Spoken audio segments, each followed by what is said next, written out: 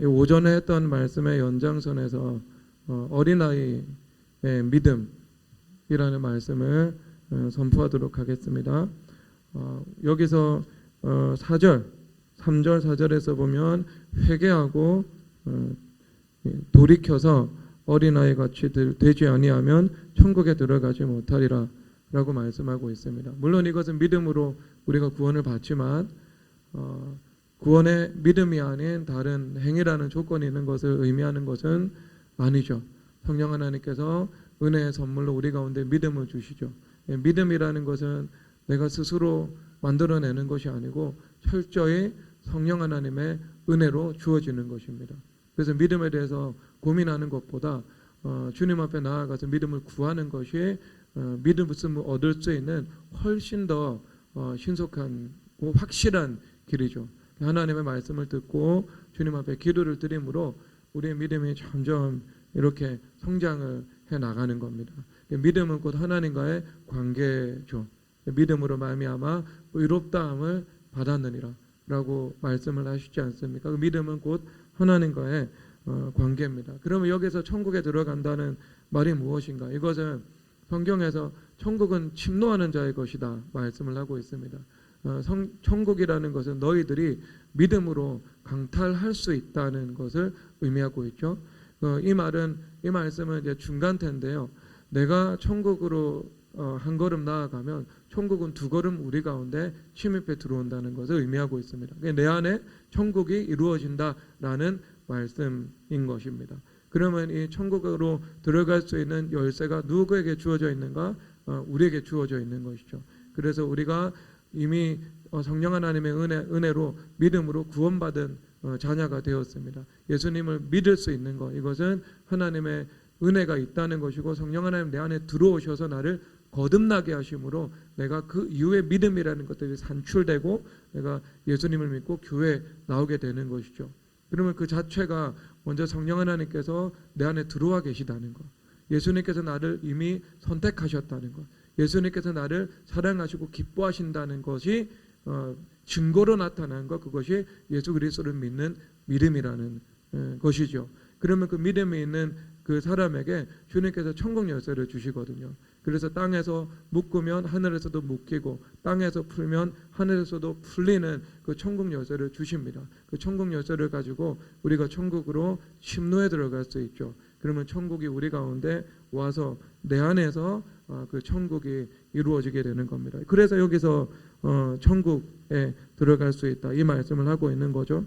행위 구원이 아니고 철저히 믿음의 주님과의 관계에 대해서 말씀하고 계신 것입니다. 그러면 이 어린아이 같이 되는 것, 오전 예배 때는 순전함과 겸손과 의존, 그래서 내가 성전으로서 뱀같은 지혜와 비둘기 같은 순결로 살아가는 그 삶에 대해서 말씀을 드렸다면 그것은 곧 하나님의 생각을 받으면서 물고기 잡는 사람에 되어 살아가는 것이죠. 그런데 여기서 오늘 이제 이 후반부의 말씀은 좀 더 좀 디테일한 영역에서 우리가 어린아이와 같이 되어가는 것이 무엇을 의미하는지 한번 좀 살펴보면 좋을 것 같습니다. 어린아이와 같이 된다. 그러면 내가 하나님 앞에 어린아이로 선다는 것을 의미하고 있죠. 그것이 곧 주님 앞에 믿음의 사람이요 큰 자다. 이것을 말씀해주고 있는 것입니다. 그러면 이것은 내가 주님 앞에 어린아이로 선다는 것.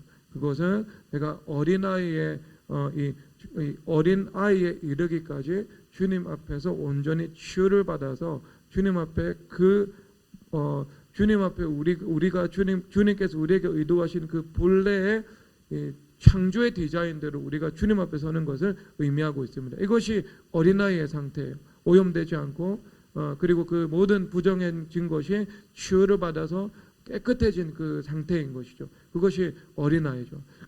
그러니까 우리는 어린아이에 이르도록 주님 앞에 치유를 받아야 돼요.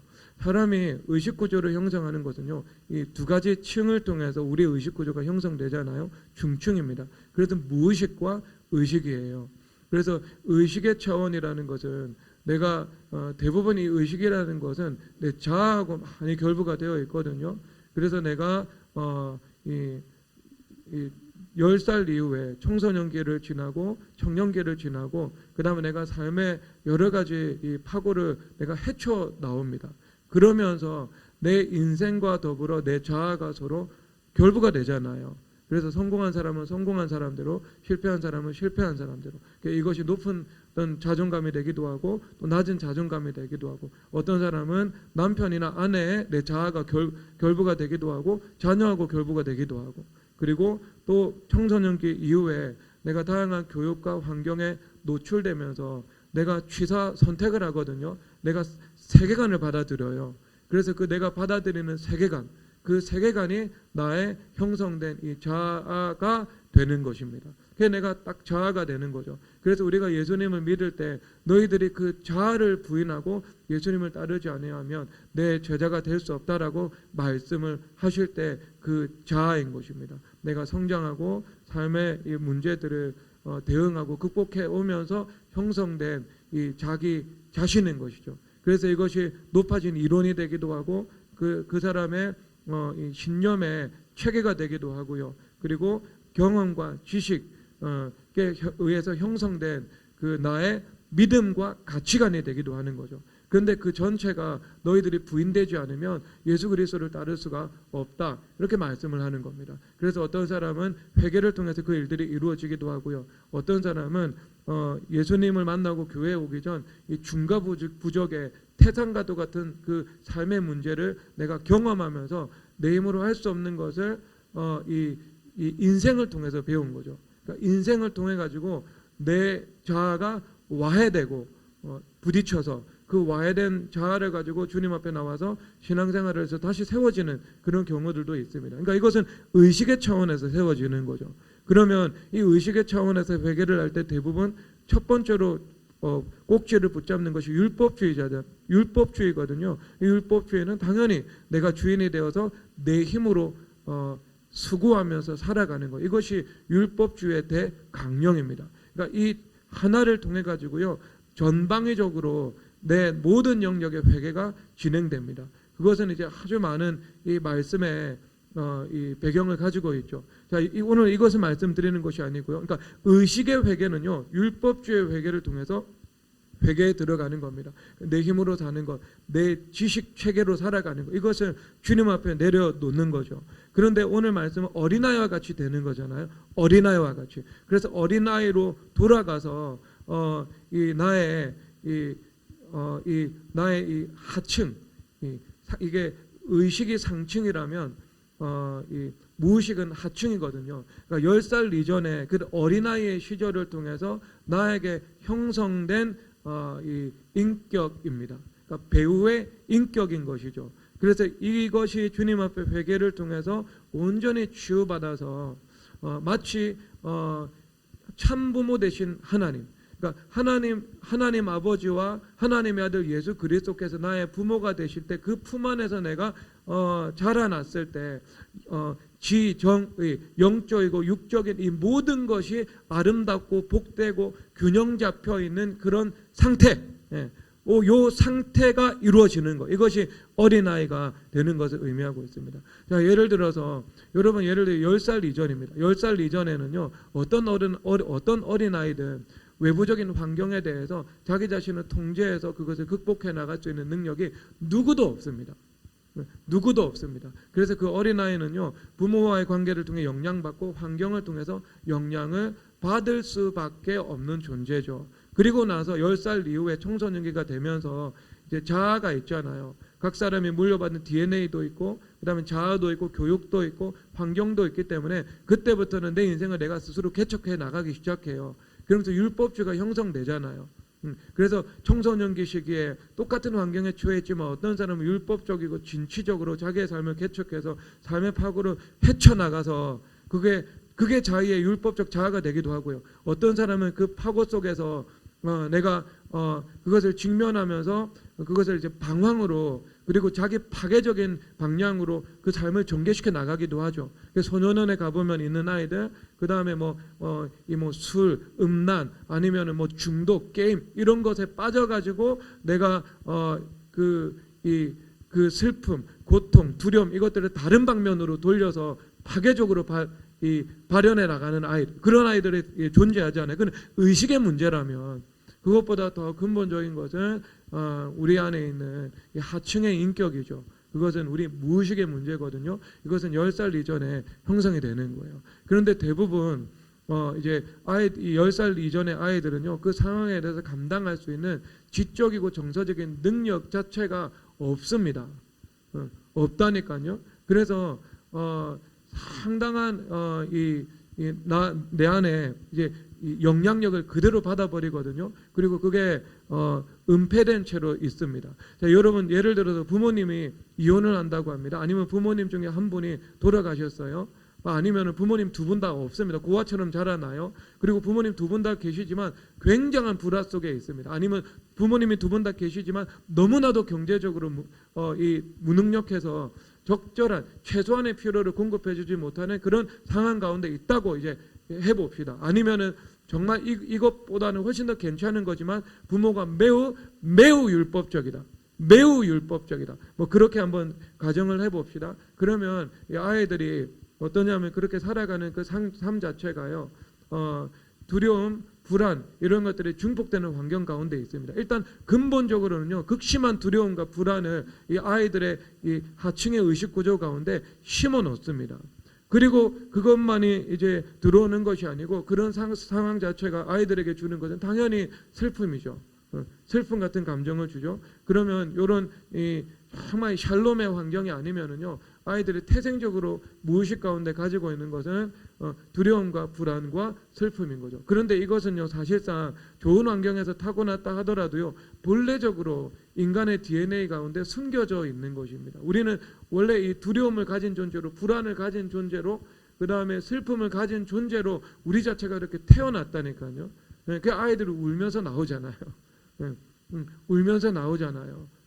그렇게 태어났어요. 이 죄성을 가지고 있는, 원죄를 가지고 있는 그런 인간으로 우리가 이 타락한 본성을 가지고 나왔다는 그 문제를 가지고 있잖아요. 그러면 우리가 그것까지 이제 주님 앞에 치유를 받아야 되겠죠. 그러면 뭐 예를 들어서 내가 두려움이 어린 시절에 형성되는 것은 어떤 근원적인 정서거든요. 두려움이나 불안이나 뭐 슬픔 같은 이 근원적인 이 정서적인 문제, 상처 이런 것들이 내 안에 들어오거든요. 그럼 이것을 내가 주님 앞에서 이제 치유를 받아야 되는데요. 당연히 이것은 무의식으로 돌아가서 치유를 받아야 되겠죠. 그 어린아이의 시절이라는 어린아이의 시절로 내가 돌아가야 됩니다. 예수님 안에서요. 그래서 그 어린아이의 시점에서 예수님을 만나야 되거든요. 어린아이의 시점에서 예수님을 만나야 돼요. 그리고 시편에서 말씀을 하는 것처럼 너희는 시시로 그의 앞에 마음을 토하라 이렇게 말씀을 하고 있거든요. 왜? 이게 주님, 우리가 인생을 살다 보면 많은 이 압박과 어떤 비방과 이 세파에 노출되어서 인생의 고난 가운데 우리가 살아가잖아요. 그것이 그리고 강하고 담대한 마음이 있고 믿음이 있으면 그걸 덜 느끼고 하지만 그것이 없다면 그것을 조금 더 심하게 느끼고 그러거든요. 그러면 그런 마음들이 있을 때 그것을 내버려두고 쌓아두면 내 안에 쌓이는 악이 되거든요.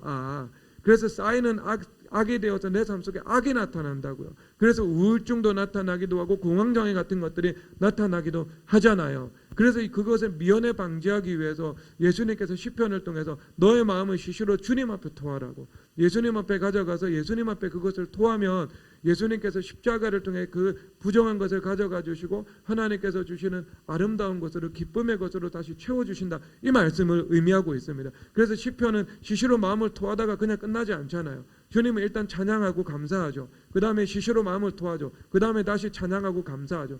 전자와 후자는 차원이 다르죠. 전자는 그냥 믿음으로, 신앙 고백으로 찬양하고 감사하는 거고, 그 다음에 주님 앞에 마음을 토하고 주님 앞에 정직한 고백을 드리고, 마지막에는 주님께서 마음을 치유해 주셔서 그 치유에 대한 찬송과 감사, 주님께서 나와 함께 하시고 기뻐하시고 나를 도우시고 하나님의 능력이 나타난 것에 대한 기쁨과 감사로 주님 앞에 다시 올려드리게 되잖아요. 질적인 것이 다른 것이죠. 그러면 우리가 내 안에 악이 쌓이지 않기 위해서 해야 되는 것은 뭐예요? 시시로 주님 앞에 마음을 토해야 돼요. 그러면 10살 이전에 있는 것은요, 이미 내 안에 축적되어 있잖아요. 쌓여 있거든요. 그 시절로 돌아가서 그것을 그대로 주님 앞에 마음을 토하고 고백하는 그 기도를 지속적이고 반복적으로 드려야 됩니다. 그래야지 내 무의식이 치유가 돼요. 그런데 만약에 여기서 그런 분들이 있을 수 있잖아요. 이미 내가 10살 이후에 나의 인생을 잘 개척해온 분들이 있을 수 있거든요. 공부를 잘하는 사람도 있을 수 있고, 관계를 잘 맺어온 사람도 있을 수 있고, 인생에 내가 직장 속에서 성취가 있었던 사람들이 있을 수 있고, 사람들의 많은 인정과 칭찬 속에서 인생을 살아왔던 사람들도 있고, 자수성가한 사람들도 있잖아요. 그러면 이게 그 사람의 자아를 형성하고 또 비교적 높은 자존감을 형성을 하게 됩니다. 그렇기 때문에요, 사실상 내 안에 어떤 저변과 기저 가운데 있는 그 일들에 대해서 직면하기가 쉽지가 않을 수 있죠.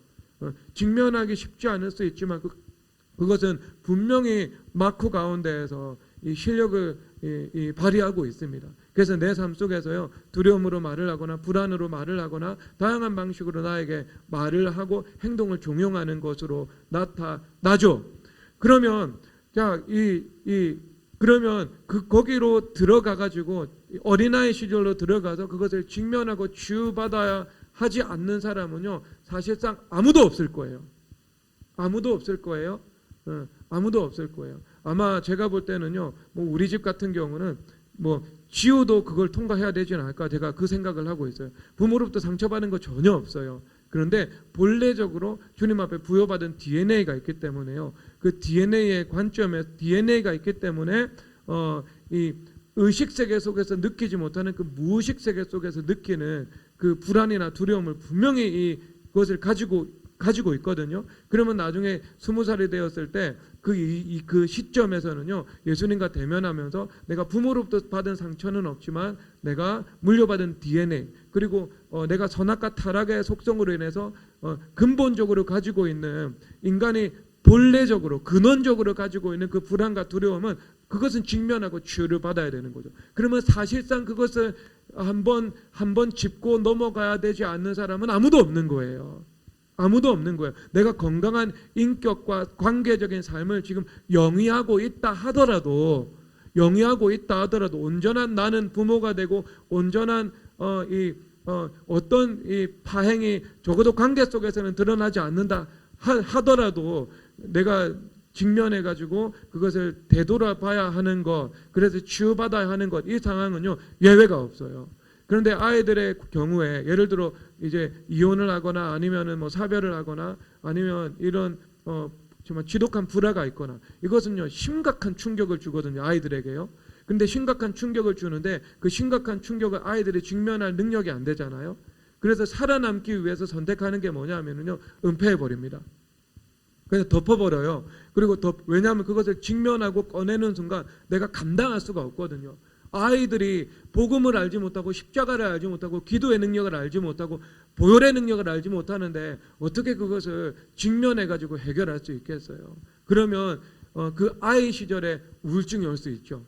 그래서 대부분 아이들이요, 살아남기 위해서 그것을 직면하는 것을 선택하지 않아요. 그래서 그 이후에 의식 세계를 구축해 가지고요, 어떤 사람은 율법주의로, 어떤 사람은 죄로 선택하면서 그것을 대체시켜 나가는 거예요. 율법주의로 대체시켜 나가는 거고요. 그리고 죄로 이 율법주의를 구축해서 극복해 나가는 거고요. 죄로 대체해 나가는 거예요. 부모를 통해서 얻을 수 없었던 행복과 기쁨을 죄, 친구 관계, 이것을 통해, 아니면 쾌락, 이것을 통해 가지고 내가 만족을 얻으면서 행복을 추구하면서 살아가게 되는 거죠. 결국 파괴적인 방향으로 나타나게 되죠. 그런데 그 이후에 그냥 쭉 살아갈 때는 몰라요. 내가 정말 뭐 사람들의 인정과 칭찬을 받고 살아갔거나, 아니면 사회적으로 성공을 했거나, 아니면 내가 스스로 이제 좋은 부모가 되어서 자녀들을 좋은 가정 속에서 양육을 하고 있거나, 내가 자수성가를 했거나, 교회에서 장로님이 됐거나, 그러면은요, 이미 그때는 그 의식 세계의 선택을 통해서 내가 새로운 어떤 관계적인 자아를 구축한다니까요. 사회 속에서 나, 그 다음에 관계 속에서 나, 가족 속에서 나, 이런 자아의 세계를 구축한다고요. 자의식의 세계를요. 그래서 그것이 때로 이제 성공한 사람, 하나님의 은혜 안에서 성공한 사람들은요, 그것이 높은 자존감으로 기능을 하고 있어요. 높은 자존감, 높은 자의식이죠. 그러니까 예수님과 관계에서 완전히 새롭게 된 자아도 있지만, 그 안에 예수님과 관계에서 형성된 그 자아가 아니라 내가 세상과의 관계에서 형성된 내 자아, 사람들의 인정과 칭찬을 받으면서 형성된 내 자아, 이것이 형성되어 있는 거죠. 그러니까 볼 수가 없는 거예요. 무의식의 세계를요. 특정한 상황이 벌어지기 전에는요. 아니면 내가 자원해서 회개하기 전에는요. 저는 어떻게 해서 받겠어요? 저는 환난을 통해서 그것을 받겠어요? 아니면 스스로 받겠어요? 둘 다죠, 저는요. 회개하면서 그것을 보았고, 그 다음에 환난을 통해서 그것을 볼 수밖에 없었고요. 볼 수밖에 없었고, 그러니까 여러분, 이것은 10살 이전의 무의식 어린아이 시절로 돌아가야 되는 겁니다. 그것이 주님 앞에 어린아이로 서는 거예요. 알겠죠? 주님 앞에 어린아이로 서야 천국이 이루어진다면서요. 그러면 어린아이의 시점으로 돌아가서 내가 그 병든 어린아이의 자아를 주님과의 관계에서 치유를 받아야 돼요. 그래서 새로운 자아, 주님과의 관계에서 자아의식이 형성돼야 한다는 겁니다. 아시겠어요, 세진 씨? 자, 그러면 이제 여기서 끝나지 않아요. 이제 회개를 이렇게 하다 보면은요, 자, 중추신경으로 들어가게 되는데, 자, 중추신경은 이제 이 대뇌 피질이라는 곳이 있어요. 뭐 전두엽, 축두엽, 두정엽, 부정엽 이런 거죠. 여기서 이제 신경세포가 존재하는 겁니다. 그러니까 외부에서 받은 모든 이 정보들, 이것은 우리의 신경세포를 형성합니다. 말, 글, 경험, 본 것, 느낀 것, 이것은 다 내 신경세포 가운데 길을 만들어 놓거든요. 자, 그것은 예전에 했으니까 넘어가고요. 더 깊은 곳에 들어가면은요, 대뇌 변형계라는 게 나오는데요. 이 대뇌 변형계는요, 적어도 4가지 중추가 기능을 하고 있습니다. 해마라는 것이 있고요. 이것은 기억 중추입니다. 편도체라는 것이 있고, 이것은 감정의 중추예요. 그리고 자율신경계가 있고, 이건 교감, 부교감 신경입니다. 뭐 소화시키는 것, 그 다음에 수면하는 것, 그 다음에 또 하나가 있는데 이것은 도파민입니다. 이것은 각성에 대한 거예요. 그러면 오늘 이 말씀에서 여러분들이 중요한 것은 해마와 그 다음에 편도체거든요. 여러분, 이거 진짜 중요해요. 여러분하고 상관없는 문제가 아니고요. 회개를 하다 보면 결국 그 지점까지 가서 내가 무언가를 직면하게 되어 있어요. 그러면 자, 해마와 편도체 이것만 한번 봅시다. 해마는 기억의 중추예요. 편도체는 정서의 중추예요. 그러면 여러분들이 예를 들어서 매우 고통당했을 때 뭐 어떤 향기가 있다라고 생각해요. 그럼 예를 들어서 여러분 뭐 남자친구나 이렇게 비유하면 음란의 틈을 타겠네. 그러니까 매우 고통당했을 때 그때 여러분들이 그 시점에 내가 경험했던 향기가 있잖아요. 그러면 10년이 지났을 때 그 향기를 내가 맡으면은요, 그때 기억이 떠오릅니다. 그렇죠. 그리고 그때 그 기억이 떠오르면서 그때 고통도 함께 떠올라요. 아무리 전혀 상관없는 상황 속에서. 예를 들어서 쥐를 가지고 실험을 할 때 어떤 상자 안에 들어갔을 때 전기 충격을 줘요. 그러면 AI한테 이 쥐한테 두려움과 불안이 형성이 되잖아요. 공포가. 그러면 달은 이제 전혀 이제 똑같은 상자를 가져다 놓고요, 전기 충격을 하지 않아요. 그러면 그 상자 안에 들어가기만 해도요, 이 쥐 안에 있는 두려움과 불안이 활성화됩니다. 그러면 해마와 편도체라는 것이 서로 연동되어 있다는 것들을 여러분 알 수 있겠죠. 그러니까 기억의 중추와 감정의 중추는 서로 연결되어 있어요. 그러니까 내 어떤 기억, 그리고 기억과 병존하는 내 정서 상태, 이것이 나의 이 저변에 어떤 행동하고 판단하고 느끼는 강력한 이 요인이 됩니다. 요인이 돼요. 그러니까 나도 모르게 슬프고, 나도 모르게 불안하고, 나도 모르게 두렵고, 뭐 그런 일들이 있을 수 있는 거죠. 그런데 그런 것도 있지만 유사한 상황이 나한테 조성되기만 하면 안전한 상황임에도 불구하고요, 두려움, 불안, 슬픔, 연민과 같은 것들이요, 나에게 활성화되기 시작하는 것이죠. 그래서 온전한 삶을 살아가지 못하는 거죠. 그렇죠. 여러분들이 삶을 살 때 두려움과 불안, 그 다음에 뭐 슬픔, 연민, 이것이 있다면 어떻게 여러분 온전한 삶을 살아갈 수 있겠어요? 대표적으로 교감과 부교감 신경이 있으면, 교감 신경은 집중하는 거잖아요. 근데 그 집중하는 것이, 에덴에서 집중하는 것이 타락했거든요. 그래서 타락해서 극도의 긴장감으로 나타나죠. 그러니까 불안이죠. 그리고 부교감 신경은요, 릴렉스하는 거잖아요. 여러분들이 휴가를 가고 아니면 잠을 자고 그때 릴렉스하는 거잖아요. 자유한 거거든요. 초월하는 거거든요. 그런데 그것도 어떻게 해요?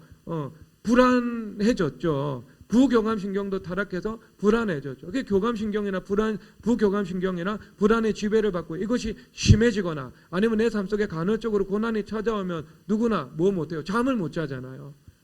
걱정한다고 아니면 스트레스를 받아서 그게 서로 다 유기적으로 연결이 되어 있어서 나타나는 현상들인 거예요. 그러면 이제 어디까지 치유를 받아야 되냐 하면은요, 여러분들이 기도를 드릴 때 그 해마 기억의 중추 가운데 십자가를 놓고 그 다음에 보혈을 선포하고 보혈을 뿌리면서 기도를 드려야 돼요. 그러면 여러분 그 기억이라는 그 근원이 치유가 되겠죠. 그렇죠. 그 기억이 치유가 되겠죠. 제가 뭐 그렇잖아요. 예를 들어 불면증하고 싸우면은요, 불면증 생각만 해도 어떤 불안감이 틈을 탑니다. 그런데 이제 그 불면증을 알았던 그 기억조차 십자가를 통해서 치유받잖아요. 불면증 다시 생각해도 불안감이 틈을 타지 않아요. 그렇죠? 제 얼굴에 불안감 틈을 타는 것 같아요? 틈을 안 타죠. 요즘에 제가 잠이 너무 많아서 지금 고민이다 이런 말 하면 또 주님께서 교만하다고 하시겠네요. 겸손해야죠. 하나님의 은혜로 밤에도 잘 자고 있고 아침에 기도하면서도 좀 졸고 있습니다. 고민해요 지금. 감사한 일이죠. 근데 불면증이 오면은요 아침에 졸리지도 않아요. 그리고 밤에도 안 졸려요. 자, 근데 그 기억이 사라진다니까요. 기억이 십자가예요. 그리고 나서 편도체 가운데요 십자가를 놓잖아요. 그러면 그 십자가를 놓고 보혈을 선포하면 역시 그 두려움과 불안과 이 슬픔이라는 것들이 우리 가운데 사라지게 돼요. 그러면 더 이상 우리가 이 무의식, 이제 의식과 무의식은 상당한 영적인 문제에 영향을 받잖아요. 그래서 그 영적인 존재들, 그러니까 이 모르도르에 가면 오르크들이 있는 것처럼 그 죄악의 탑 가운데는요 원수마귀들이 존재하고 있거든요. 그러니까 원수마귀들이 죄와 함께 축출해 나가야 되는 겁니다. 그런데 중추신경은요 굉장히 어떤 육체적인 문제의 속성을 가지고 있죠. 육체적인 문제의 속성을 가지고 있지만 역시 그것도 영적인 문제와 결부되었죠. 그래서 예수님께서 시각장애인 시각중추를 고치는데 그렇죠. 시신경과 시각의 뇌 시각의 중추를 고치는데 주님 귀신을 쫓아내시잖아요. 그렇죠. 뇌의 문제가 귀신의 문제다. 주님 그렇게 막 보고 계시잖아요. 성경적으로 보면 그렇죠. 그러면 우리 이 편도와 해마체도 편도체와 해마도 마찬가지예요. 기억 중추와 정서 중추가 내가 치유받게 되면서요. 내가 상당히 어떤 정서적인 자유를 깊은 곳에서 경험을 하게 되는 거죠. 그러면 여러분 무엇이 오냐면요, 그냥 알 수 없는 기쁨이 오게 되는데 그 알 수 없는 기쁨의 상태는요, 비가 와도 기뻐요. 세상 사람들은요, 여러분 제가 스타필드 예전에 1년 전에 스타필드 수영장 가가지고 손우주유하고 수영을 하고 있었거든요. 그날 휴가 기간이었어요. 이 휴가 많이 오는 그 기간이었어요. 그런데 아니 왜 여기 이 스타필드 수영장에서 이렇게 아저씨들이 표정이 왜 이렇게 어두울까? 제가 왜 이렇게 표정이 어두울까? 아이들하고 놀면 행복하고 기쁜 시간인데. 그래서 제가 조금 있다가 제가 상황을 파악을 했어요. 비가 내리고 있는 계속 장대비가 내리고 있었거든요. 여름이니까 아무 문제가 없었죠. 그러니까 사람들이 날씨에 따라서 이렇게 기뻐졌던 사람도 왠지 오늘 슬프다, 우울하다, 아니면 좀 침울하다, 기분이 좋지 않다 그렇게 이야기를 하잖아요. 예, 그렇게 느끼게 되잖아요. 그런데 그 편도체나 해마라는 그 중추까지도 치유를 받게 되면은요, 비가 와도 마음 가운데 기쁨이 있어요. 심지어는 어떤 일이 어떠냐면은요, 누군가 나를 비방하고 그 다음에 누군가 뭐 이렇게 내가 내 삶 속에서 어떤 예전 같으면 평강이 깨트려질 만한 사건과 일이 있음에도 불구하고 그것하고는 별개로 내 마음 가운데 기도 한 번 하면 평강이 유지가 됩니다. 회복 탄력성이라고 하는 거죠. 그 상황이 있지만 주님 이 상황을 예수님께 맡겨드립니다. 예수님 십자가에 가져갑니다. 내 안에 조금 이 평강을 깨트리려고 안식을 깨트리려고 들어오는 두려움과 불안을 주님 모조리 십자가에 가져갑니다. 이렇게 기도를 하고 나면 그게 기쁨이 깨트려지지 않은 채 내 안에서 유지가 되고 있는 거죠. 왜냐하면 나의 존재가 바뀌었기 때문에. 무의식의 하층 구조가 바뀌었으면 그 다음에 또 뇌, 이 중추신경 가운데 십자가가 세워졌기 때문에 상당 부분 외부적인 요인의 영향력을 받지 않고 내가 이 하나님께서 창조의 디자인대로 그 다음에 기쁨으로 그 다음에 평강으로 내가 살아갈 수 있도록 그리고 건강한 판단력으로 순결하니까 지혜가 임하잖아요. 그렇게 살아갈 수 있도록 하나님께서 은혜를 베풀어 주시는 거예요. 여러분 이것은 경험한 겁니다.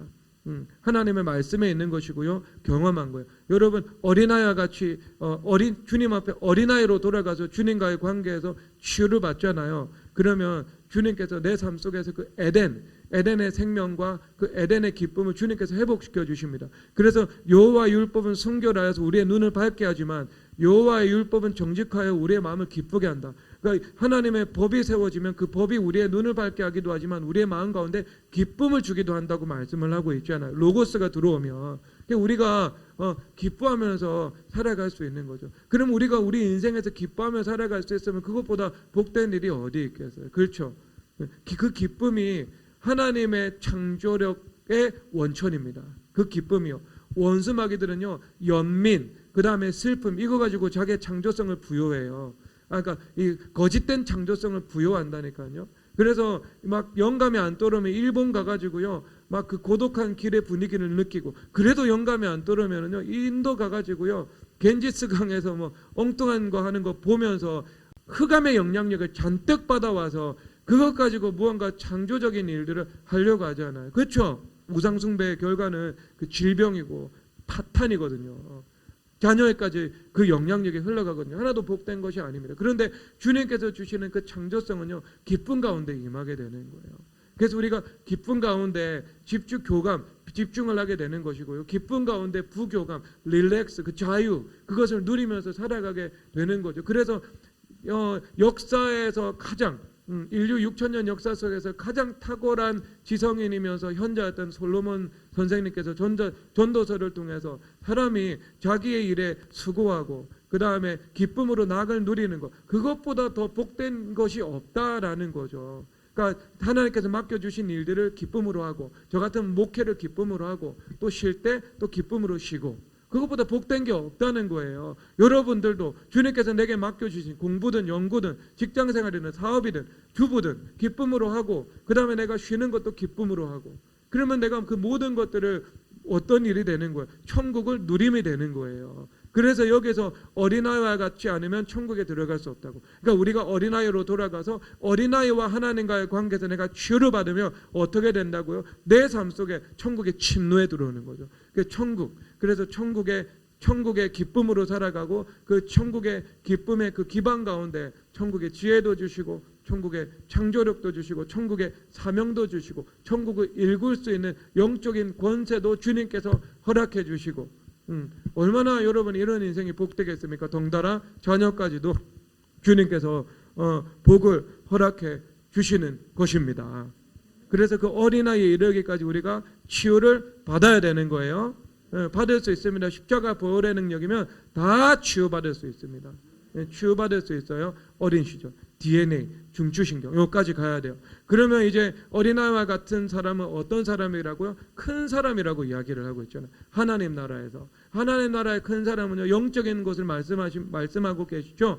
이것은 키가 큰 사람이 아니고 믿음이 큰 사람입니다. 그래서 여기서 우리 마태복음 17장에서 보면 이렇게 말씀을 하고 있네요. 귀신을 못 쫓아내니까 너희들이 믿음이 없고 패역한 세대여, 이렇게 주님께서 책망을 하십니다. 그래서 왜 너희들이 우리가 어찌하여 귀신을 쫓아내지 못하였나이까? 너희 믿음이 부족해서, 믿음이 작은 까닭이라 너희들이 쫓아내지 못했다, 이렇게 말씀을 하고 있습니다. 그러면 여기서 예수님께서 말씀하시죠. 믿음이 겨자씨 하나만큼만 있어도 이 산을 옮길 수 있다, 이렇게 말씀을 하시잖아요. 이것은 겨자씨와 같은 믿음을 정당화시키는 말씀은 아니겠죠. 그렇죠? 왜냐하면 작은 믿음에 대해서 믿음이 없고 패역하다 주는 책망하고 계시는데 그런 말씀을 하시진 않겠죠. 작은 믿음을 정당화하는 것이 아닙니다. 이것은요, 대비예요. 태산과 겨자씨를 대비하면서 태산과 겨자씨를 대비하는 거예요. 그러니까 여러분, 태산이라는 것이 있어요. 그럼 이 태산을 옮긴다고 생각해 봅시다. 지금 여러분들이 이 산을 옮기려면은요, 이 현대의 과학기술과 자본을 가지고도요, 아마 천문학적인 비용과 이 장기간의 시간이 필요하지 않겠어요, 여러분? 남산 하나만 옮길라 해도요, 일단 여론을 극복해야 되죠. 그 다음에 비용, 저기 가덕도 신공항 적당히 산 깎아서 만드는데 49조가 든대요. 그러면 남산만한 산을 옮기려면 제가 볼 때 490조는 들겠죠. 그리고 그에 소요되는 시간. 그러니까 이게 뭐 천문학적인 자원과 비용이 들어가는데 그것을 할 사람이 없겠죠. 논리적으로는 가능하지만 실질적으로는 안 하겠죠. 그러면 여러분 이 고대의 관점에서는 이게 안 되는 거예요. 그러면 이것이 율법과 은혜의 관점에서 주님께서 말씀하시는 것이 무엇인가? 율법파에 속한 태산과 같은 일들을 감당할 때 너희들이 태산과 같은 에너지와 자원과 노력과 힘과 정열과 모든 것을 다 쏟아붓는다 해도 할 수가 없는 일들이 있다는 거죠. 중과부족의 문제가 있다는 거죠. 답답하고 눈물 나는 상황이 있다는 거죠. 수렁이라는 것이 있다는 거죠. 내 힘으로 옮길 수 없는 그 산 같은 문제가 있다는 겁니다. 그렇죠? 당뇨 여러분 오늘 말씀의 관점에서 공황장애 우울증만 하더라도 현대 과학기술이 치유 못해 주잖아요. 그것을 증상 완화, 잠복 언제든지 활성화될 수 있는 거, 그리고 시간이 가면 악성 악화되는 거. 그러면 여러분 이것은 작은 문제 같지만 아니죠. 내 개인의 문제, 개인이 입각하면 태산 같은 문제죠. 그것은 여러분 490조가 아니고 4,900조를 투하한다 하더라도 해결할 수 있는 문제는 아니잖아요. 불치병이니까. 그런데 뭐라고 말씀을 하고 있어요? 너희들이 믿음이 있다면, 믿음이 겨자씨만한 믿음이 있다면 그것을 할 수 있다. 그러니까 믿음의 지극히 이 작은 것이죠. 그렇죠. 그러니까 믿음의 그러니까 지극 겨자씨와 같은 믿음이 태산과도 같은 문제를 옮길 수 있다. 이것을 말씀을 하고 있어요. 그러면 이 말씀이 우리에게 전해주고자 하는 것은 작은 믿음을 정당화하는 것이 아니라 믿음이 얼마나 큰 능력을 가지고 있느냐 주님께서 대비적으로 말씀하는 거예요. 그러니까 이 믿음이 얼마나 큰 능력인지 겨자씨 같은 믿음으로도 태산 같은 문제를 옮길 수 있다. 그러면 너희들이 큰 믿음을 소유하게 된다면 이것이 얼마나 세상이 할 수 없는 일들을 감당하게 하는 큰 능력이 되겠느냐 이렇게 말씀하시는 거예요. 그래서 490조 투하에도 쫓아낼 수 없는 그 귀신을요. 그런 우리가 믿음이 있으면은요 그것을 쫓아낼 수 있다. 이것을 말씀해주고 있는 거예요. 그 질병을 치유할 수 있다. 그 문제를 해결할 수 있다. 주님은 전능하시다. 이것을 말씀해주고 있는 것입니다. 그래서 믿음이 겨자씨만한 믿음이 있으면 산을 어떻게 명하여 우리가 믿음이 있어야 되고요. 믿음은 쌓여서 나타나는 거죠. 쌓은 선에서 믿음이 나오거든요. 말씀에서 믿음이 나와요. 말씀과 믿음이에요. 그리고 기도와 믿음이에요. 그러면 그 믿음으로 이제 그다음 우리가 뭘 할 수 있냐면은 산을 향해서 즉 만물을 향해서 우리가 명령할 수 있다는 것입니다. 선포할 수 있다는 것이죠. 그래서 우리가 명령하고 선포할 때 그 만물이 우리가 명령하고 선포한 대로 반응한다. 그리고 그 만물뿐만 아니라 그 영적인 피조물인 원수마귀와 그리고 하늘의 천군 천사들도 우리가 말씀을 입각해서 믿음으로 선포할 때 그 선포한 대로 그들이 반응을 한다. 천사들은 일을 하고 원수마귀는 쫓겨나간다. 이것을 말씀해 주고 있는 것이죠. 그게 여러분 우리가 명하는 믿음으로 명하는 힘입니다. 그래서 우리가 하나님의 영광을 선포하면 영광이 임하고요. 그리스도 보혈의 능력을 선포하면 보혈이 임하고요. 하나님의 통치를 선포하면 통치가 임하고요. 원수마귀 보고 그리스도의 이름과 보혈의 능력으로 나가라고 명령하면 그들은 나가게 되어 있는 거예요. 물론 우리가 눈으로 볼 때 꿈쩍도 안 하고 있는 마귀가 있을 수 있죠. 그러나 여러분 마귀는 속으로는 벌벌 떨고 있습니다. 겉으로는 강한 척하고 겉으로는 나가지 않는 척한다 하더라도 예수 그리스도의 이름과 보혈의 능력으로 선포할 때 그들이 자멸할 것을 알고 있기 때문에 우리보다 하나님의 그 아들 예수 그리스도의 이름의 능력이 얼마나 강력한지 우리보다 더 잘 알고 있기 때문에 그들은 우리가 두려워하는 것하고 비교할 수 없을 정도로 그들이 두려워하고 있는 겁니다. 그렇기 때문에 우리가 하나님의 말씀에 입각해서 믿음으로 명령하고 선포하면 원수마귀도 제압되는 것이고요. 그리고 사람도 반응하는 것이고 만물도 반응하게 되어 있습니다. 주님께서 그렇게 만들어 놓으셨어요. 그래서 말의 능력으로 허물 수도 있고요. 세울 수도 있어요. 예레미야가 선포한 말씀의 능력으로 파괴하기도 했고 심기도 했고 다시 창조하기도 했습니다. 그러면 여러분들이 여러분 안에는 그 로고스 하나님의 말씀 그 말씀의 능력으로 믿음으로 명령하고 선포하는 것입니다. 그러면 주님께서 역사하십니다. 그러니까 주님께서는요 말씀으로 세계를 경영해 나가시는 것입니다. 그래서 우리는 하나님의 말씀에 입각해서 믿음으로 만물을 향해서 말하는 것이고 명령하는 것이고 선포하는 것입니다. 그럴 때 여러분 하늘과 땅이 반응하게 되는 거죠. 예, 그것이 무슨 권세예요? 천국 열쇠의 권세인 것입니다. 그래서 여러분들이 묶는 것이 땅에서 묶이게 되는 것이고 여러분들이 푸는 것이 땅에서 풀리게 되는 거예요. 그리고 그렇게 살아가는 인생이 곧 하나님과 씨름하여서 살아가는 인생인 것입니다. 그 은혜가 여러분 가운데 임하게 되기를 주 예수 그리스도 이름으로 축복합니다. 이 시간 예수님이 말씀하시니 찬양하겠습니다.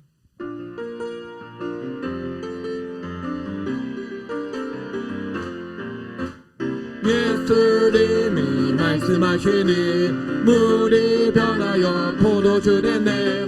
예수님이 말씀하시니 물이 변하여 포도주 됐네. 예수님 나에게도 말씀하셔서 새롭게